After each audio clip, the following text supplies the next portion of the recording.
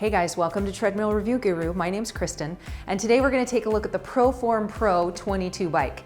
So as you can see, this is a very comfortable, sturdy, upright exercise bike. It does have that 22-inch attached touchscreen, which is a really nice addition. It only weighs 125 pounds, but it will support up to 250 pounds. So it's really good for anyone who has limited space, is looking for something compact and affordable. So let's take a deeper look into the specs, the overview, the construction, and who it's best suited for.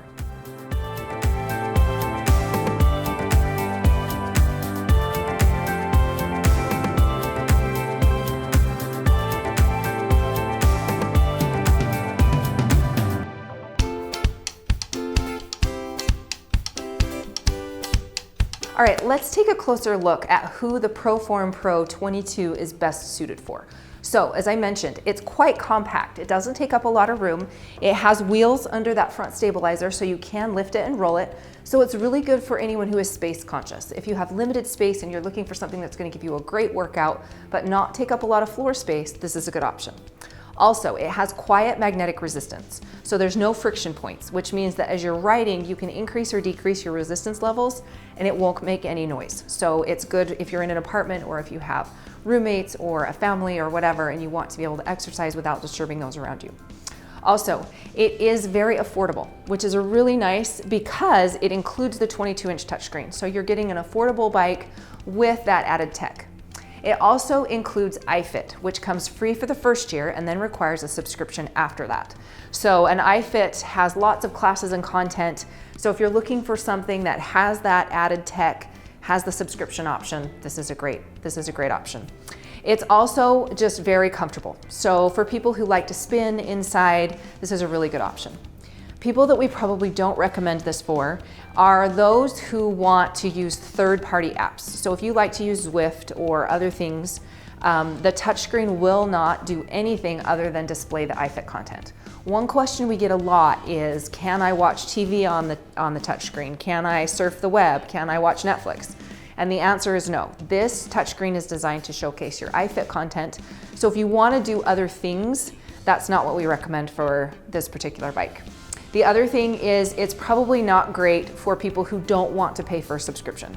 So even though iFit comes free for that first year, which is great, after that there is a monthly subscription. So if you're a person that's not looking for a subscription, there's a few preloaded programs and stuff, but honestly, if you don't want to pay for a subscription, look for a bike that doesn't have a touchscreen, because then you've got the option of using other apps and things like that. So let's take a closer look at the overall construction.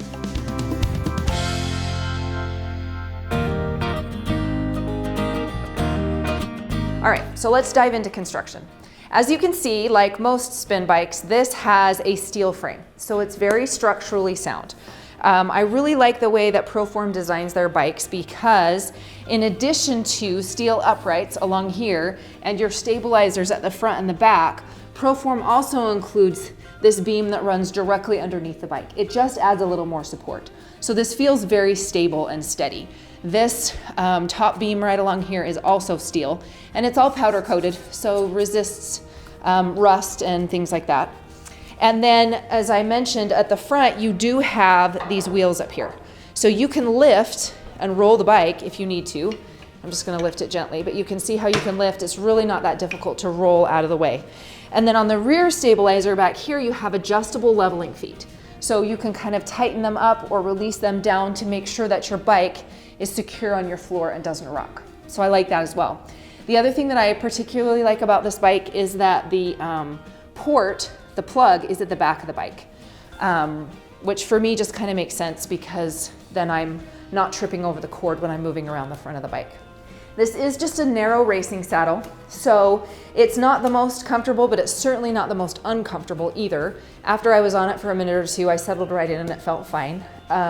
So you do have just a standard racing saddle on there. And then your pedals are flat pedals with cages.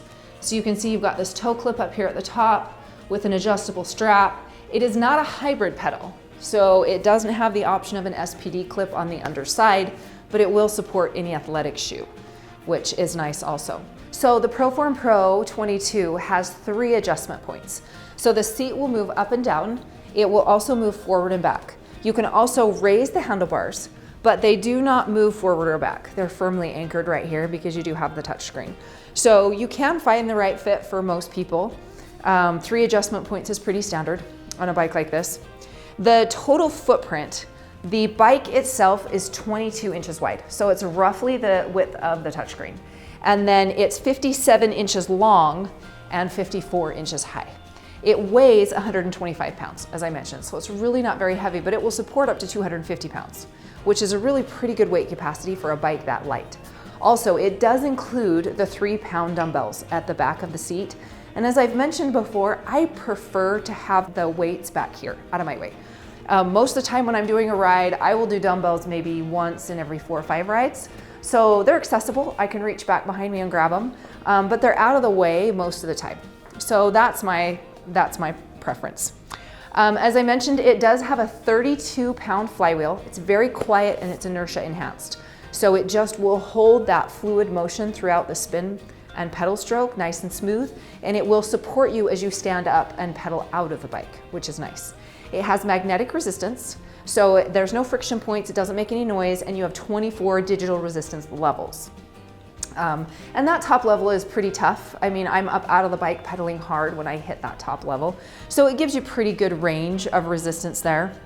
It is Bluetooth enabled, so it will sync easily with your wireless headphones and a chest strap, which is nice.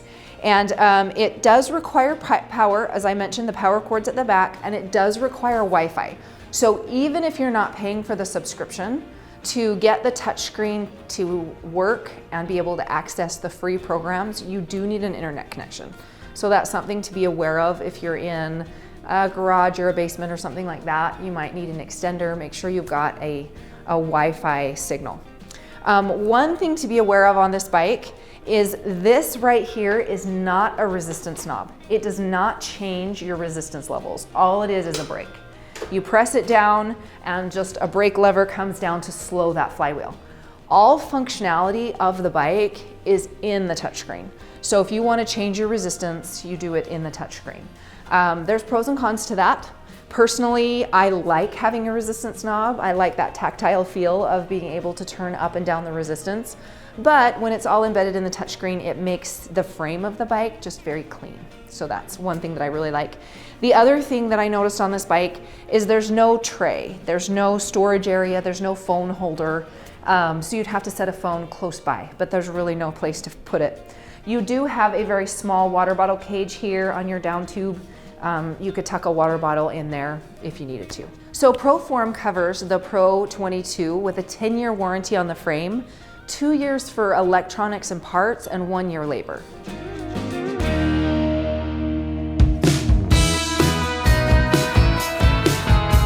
Okay, so let's take a close-up look at the 22-inch touchscreen and the functionality of iFit. So as you can see, you have really crisp graphics. Like this is a very crisp screen. We put all the bikes together and compare, and the ProForm, Nordic Track, and Peloton screens are by far the clearest of the bike screens. And you've got lots of different options. One thing that I love about iFit is that you have different rides. So as you can see right here, this is a road ride. It will tell you up in the left corner the nature of the ride. So you've got a road ride, it's in Japan, and it's a speed ride. So right off the bat, you kind of know a few things. Down here, it's going to tell you how long the ride is, the estimated mileage, and your estimated calorie burn, depending on how hard you ride. Up here, you can tell just kind of by looking at it, this is a class ride, this is a class ride, and here you have another outdoor ride. This is a road ride, right? This one I did just the other day. So as you could just kind of go along, it's going to show you different rides, where they are and what type they are. And your main screen just kind of gives you an overview of a few highlighted workouts that are maybe the most popular or newest or other things you can choose. So if I go down here to browse, it's going to basically take me to the iFit library. So you can see up here in the left-hand corner, it says library. And it's going to bring up all the classes. So I'm going to see the live classes and the on-demand classes, challenges, and all the different things that I can choose. So they do have like challenges that will come up that will cycle through. They'll have series that will come up that you can cycle through. So you've got core and mobility series. You can see how she's off the bike. So this one, you do a little bit of riding and then you get off. Here's a Turkey endurance series. So that is location specific. So you can just kind of see, they'll scroll through as you can see, and watch different ones. So here's your challenges, and they rotate frequently. So you've got a live workout challenge, fresh start challenge, just if you're looking for something for the new year, 12 days of fitness, iFit go the distance. So this is a 50-mile ride. So lots of different options there. Or what it is if you do all 13, it's a 50-mile total. So here's a series, and they're by, let's see, what would I say, category. So beginner series, pedal up, start cycling, things like that. And then down here you have your trainers. So these are organized by trainer. If you have one that you particularly enjoy, then you can just pull up all that trainer's workouts. So there really is a lot going on in iFit. You would be hard to get bored. And the other thing is they're constantly updating it. So that's nice as well. If you go to create, you do have the option, if you have an iFit workout or an iFit subscription, to create your own route. So if you are training for a specific cycling event, it will default to just somewhere in the world up here on the left. So you can see it's taking us to Cape Town, South Africa. But let's say I'm going to ride the Ironman in Hawaii, and so I want to train for that course. I can go in and put Hawaii, and it will bring up different options. So we're gonna go to Honolulu. So I can, just like in Google Maps, you can zoom in, you can zoom out. So let's just say that I'm going to start here along the highway, and I just kind of give it a little bit, tell it where to go. So we're gonna go around the highway here all the way. So we'll do an out and back. So I'll bring it all the way up here. Okay, so I now have mapped out a route, right? So up here it tells me how far it's gonna be. So my estimated time about 55 miles, it's 13-mile distance. This kind of gives you an idea of your hills and valleys, things like that. So if I wanna save this new workout, I go in and I can save it. And let's say I wanna say, I know this isn't the actual route, but let's say I wanna say Ironman, right? So I can save that, save new workout, and then I can go back and select that workout later. The other thing that iFit has done recently is they have added the ability to sync wireless headphones. So you can see right there, it says connect to audio device. So if I want to connect to my wireless headphones, I just click that, and it's going to bring up all the available devices in your area. So right now my headphones aren't on, so it's not seeing anything, but it's gonna keep looking. The other thing that iFit's done is that they have added a little more music to the background. So before it was just more of a background content. Now the music's a little more engaging and fun, and a lot of times it will tell you the music up along the side. So you can see kind of just the image that you get as you ride there.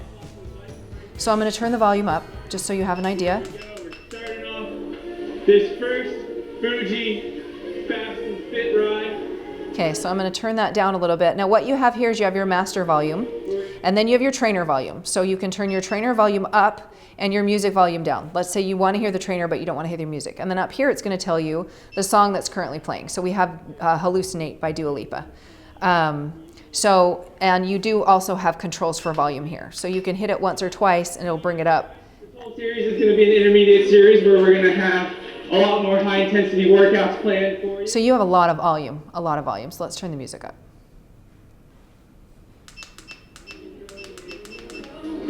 Eight 30-second efforts. So there I can turn the trainer down, just have the music, okay? And I really feel like iFit has done a good job of updating their music and just making it a little more fun as you're going along. So, and being able to connect your wireless headphones is nice too. So real quick, I just want to show you the leaderboard. The leaderboard is another thing that iFit did about 8 months ago or so. They added a leaderboard option. So if you just swipe over there on the side, it's going to bring up your leaderboard. And you do have the option of filtering, so you can change it so you can ride just me. Let's say you want to ride this today and then you want to ride it again tomorrow. You can compete against yourself. You can change it to friends, gender, age group, equipment, and history. So if you've ridden things before, you can go back and choose them again. So you can filter your leaderboard, and then down here you can adjust it based on different metrics as well. If I want to adjust it based on effort, which is how hard someone is riding, distance, estimated calories, wattage, elevation gain. So you can kind of adjust that leaderboard how you want it. And then if it bugs you, you just swipe to the right and it's just out of your way. So that's just kind of a general overview of iFit, some of the things that you can do. And you can see why the screen adds a lot of engagement and functionality as you're riding. It just really makes you feel like you're right there. You've got the trainer with you the whole time. He or she will talk to you, lead you along the ride, tell you about local geography, maybe some historical significant things. So it makes it really fun, and it's really, really engaging with expansive content, indoor, outdoor, lots of options.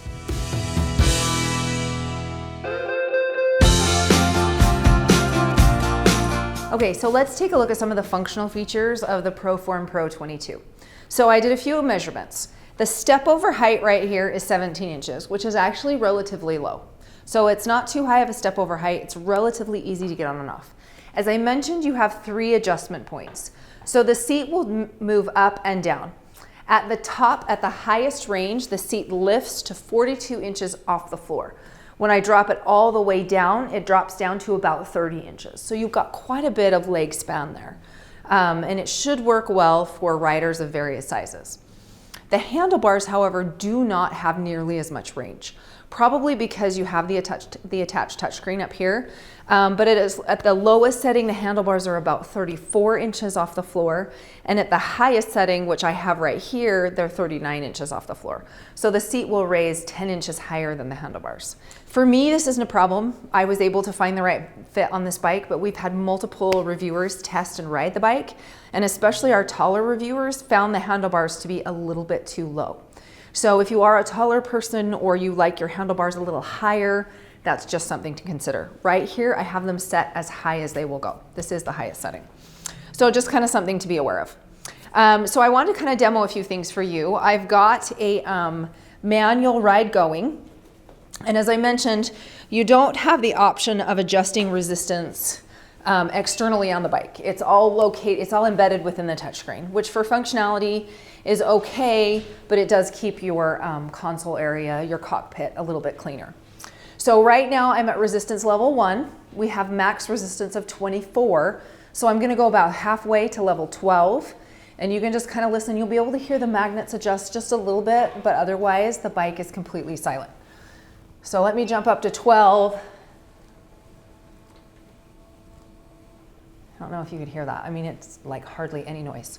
So we're about halfway there. This is about halfway to our max resistance, and I've got some pretty good pedal resistance. I can still manage it in the saddle. Let's jump it up to level 18.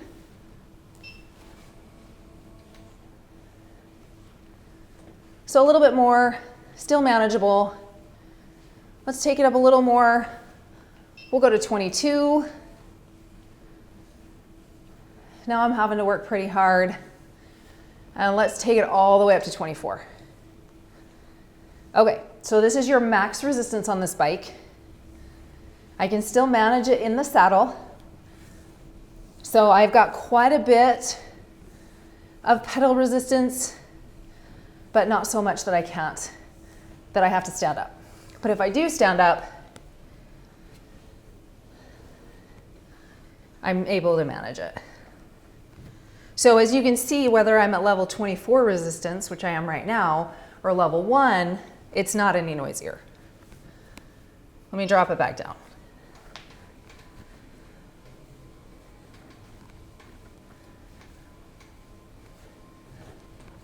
All right, so that's how long it takes. Literally seconds to adjust that resistance. So let me pedal here in the saddle. As you can see, the bike really is pretty stable. Don't have a lot of rocking.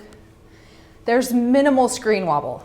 So the screen does not move a ton. It's firmly anchored to the bike. Even if I stand up, I don't really sense a lot of screen wobble. Now, if I shift my weight from side to side and put a lot of pressure on the handlebars, I can make that screen wobble, but that's just more the way I'm riding. So if you keep your upper body light, most of the weight in the pedals and heels, then you're fine. You're not gonna have an issue. The screen does pivot, so you can see it'll go both directions, and it's easy to kind of move while you're up on the bike. And as I mentioned earlier, it's relatively easy to move, so I'm gonna demo how to do that. The most important thing is take the weights off first, simply because I've done this, and these weights will come crashing down by your toes. So whenever you're ready to move your bike, take the weights off first, and then the trickiest part is managing the touchscreen because there's a lot of weight up here. So when you lift the bike, you're gonna wanna unplug it, grab it from that rear stabilizer, and it really rolls really easy. It's easy to move. You're just gonna wanna keep an eye on that front touchscreen. So that's just kind of a general overview of functionality, how the bike feels, how it looks. The other thing that I forgot to mention, but I really like, is you have multi-position handlebars here. You've got this front horizontal bar, which if you're sitting upright is the most comfortable. Then you've kind of got this arrow arc in the middle where you can relax and lay a little more in aggressive position if you want. And then these rear grips are a little bit vertical so that you can kind of hang on to them. And the handlebars are plenty wide. So one thing that we do notice sometimes with indoor bikes is the handlebars will be a little bit narrow. For me, that's not a problem, but for someone with wider shoulders, they can feel like they're riding a little bike. So these handlebars are really wide for a lot of width, which is another nice feature.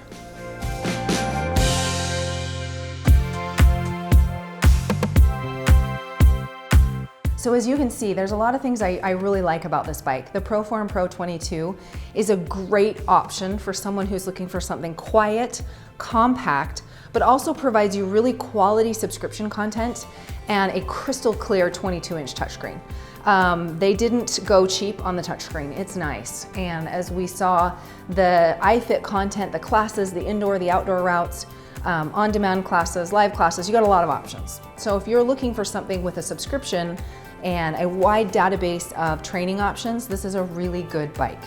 I like how it's quiet. You've got 24 magnetic resistance levels, which is just enough to be challenging, but not so much that you're gonna hurt your knees or you have to get up out of the saddle to be able to move that max resistance. The pedals will work with any athletic shoe, so you don't need a cycling shoe with this, and you can swap them out if you want to put on hybrid pedals. The other thing to be aware of is you do have your adjustable height, so the seat will go up and it will drop down as well as the handlebars. But one thing that I would love to see is just a little more height on that handlebar as far as an option for larger riders. I think that that would provide more comfort for people who like to ride upright. The other thing I'd love to see is the functionality of a resistance knob built in. Having everything embedded in the touchscreen is nice, and it really keeps your cockpit clean and your handlebars. But if something happens with your touchscreen or there's some sort of issue, at that point, you can't even adjust your resistance. So I'd like to see those two things. Otherwise, quiet, compact, easy to move. The wheels on the front end are nice and large, so you don't have to angle that bike all the way up. Just lift it a little and they engage. I like that the weights are included, so you don't have to find your separate weights, and they're back here at the back of the bike. So just a few things that I really like. So if you'd like to see the full written review with in-depth details and close-up pictures, make sure and check us out at treadmillreviewguru.com. For current pricing, click the link below. And as always, we'd love to know what you think. Leave a comment. And if you liked our video, make sure to give us a thumbs up and subscribe to our channel. We'll see you again soon.